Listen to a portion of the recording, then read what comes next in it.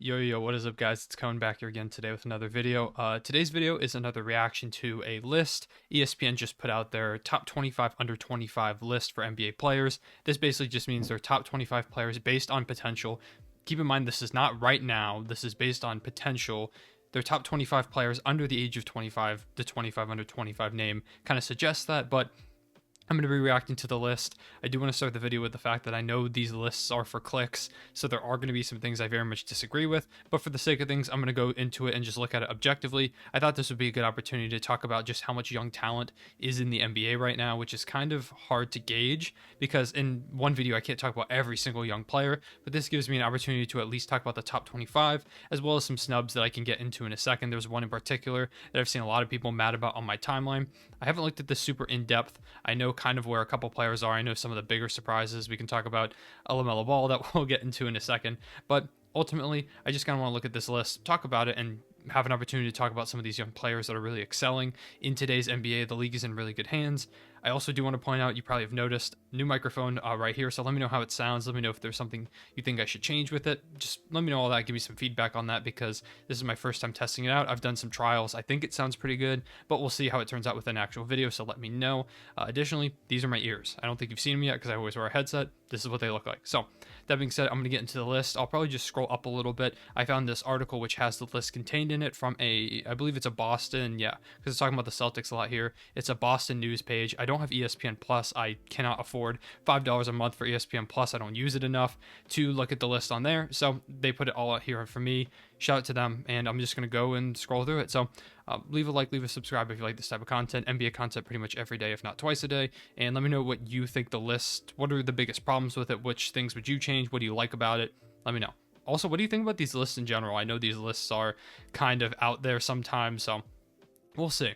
The way it was compiled is they had a bunch of ESPN insiders, I guess is what they call them, or NBA analysts, it says up here, calling or ranking these players from 1 to 25, and then they kind of average them out to see where it goes. So here at 25, they have Colin Sexton. We'll look at the top 20. They have Colin Sexton, Lonzo Ball, Jarrett Allen, John Collins, Tyrese Halliburton, and DeAndre Ayton. Not bad. Yeah, I can't really judge this too much because I haven't seen the rest of the list. Tyrese Halliburton is an interesting one. We'll see who's above him. John Collins, I think he's at a decent spot. I think this is all pretty decent. Sexton and Lonzo is something you can talk about, but I do think it's okay to put Lonzo above Colin Sexton, purely because Lonzo has more defensive potential. He's a better playmaker, while Sexton is the better scorer. Lonzo is starting to close that gap a little bit in terms of efficiency. He doesn't quite get the amount of shots that Colin Sexton does, but he's building that efficiency while also being a good defender and playmaker. And so with the leaps he has taken this season, it's fair to say that he is above Colin Sexton right now. Potential wise, you could argue that.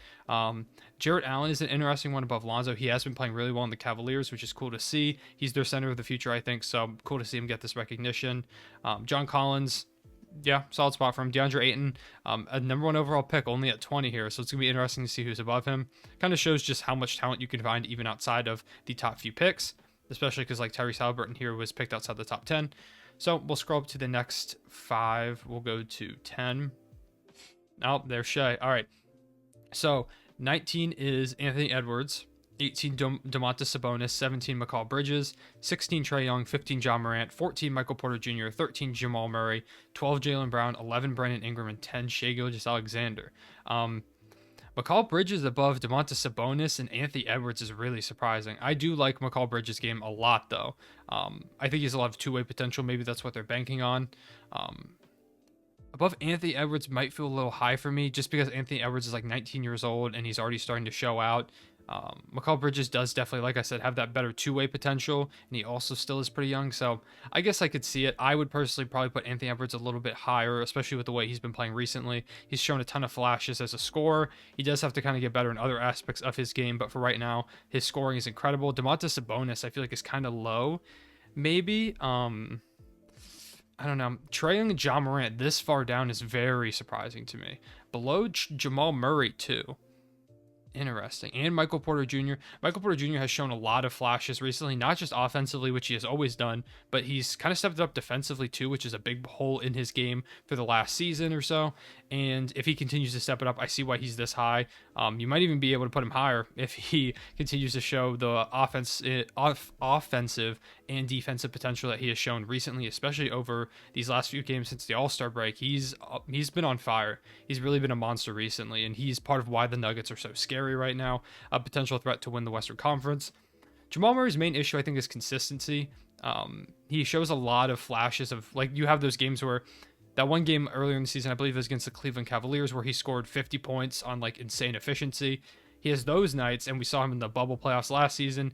And then you have some games where Jamal Murray like scores like 12 on like 3 of 14 shooting. He just has to find that consistency. I think that's the biggest hole in his game right now is his offensive consistency. If he can find that and be a consistent like 23, 4, 5 point per game scorer, maybe even in his career, just consistently every single night, that would be huge for the Nuggets. Right now, he just hasn't quite found it yet.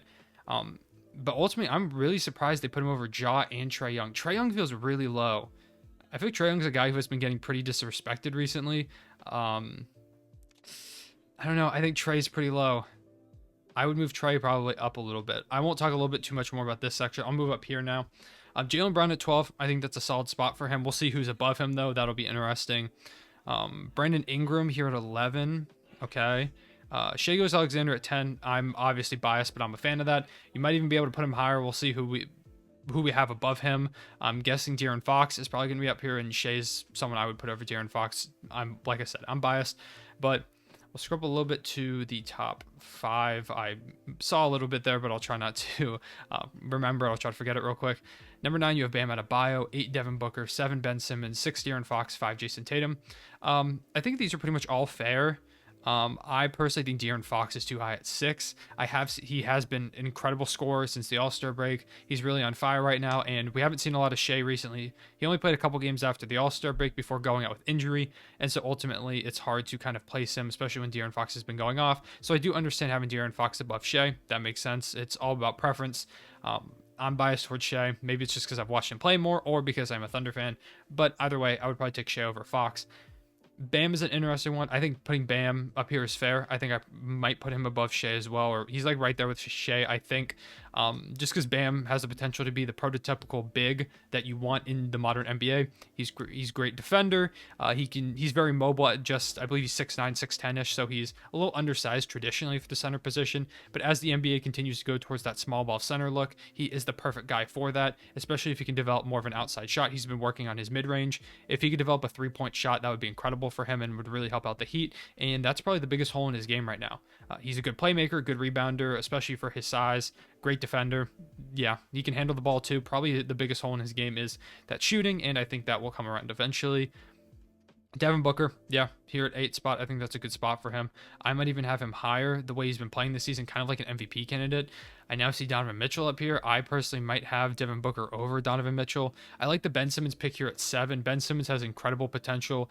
It's just all about that shot. We just talked about Bam Adebayo not being able to quite find that shot just yet, and Ben Simmons has been in the league for longer. Year after year after year, people are like, oh, is this the year that Ben Simmons develops a shot? And while it continues to get better, he needs to have that breakout season for him to reach his true potential. Defensive player of the year caliber guy, great rebounder, especially being way oversized at the point guard position at 6'10", 6'11". Great playmaker, I don't need to tell you that. Great slashing to the rim. The problem is he just doesn't quite have that shot, and so people are able to sag off of him, which makes his drives more difficult and ultimately hurts the spacing of the 76ers. Developing that shot, I don't think is necessary for him being a incredible player. He already is really good, but for him to reach that superstar caliber player, he might have to do one, although I don't think it's necessary. I could see Ben Simmons going his entire career without developing that shot and still going down as a really good player. De'Aaron Fox at 6, I think it's too high to have him over Ben Simmons, Devin Booker, Bam Adebayo, Shea. I think Fox probably should be down a few more spots.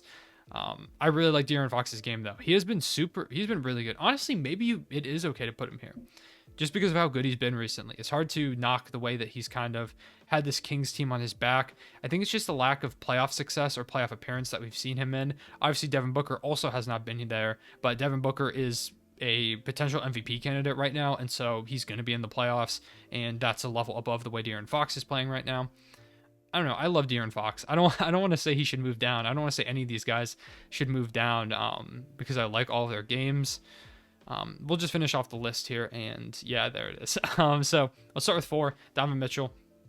I think having Mitchell above Tatum is wrong. I think Tatum should be 4, 3, probably 3. I would probably put Jason Tatum at 3 right now. He, in his rookie season, brought the Boston Celtics to a 7-game series against the LeBron-led Cleveland Cavaliers.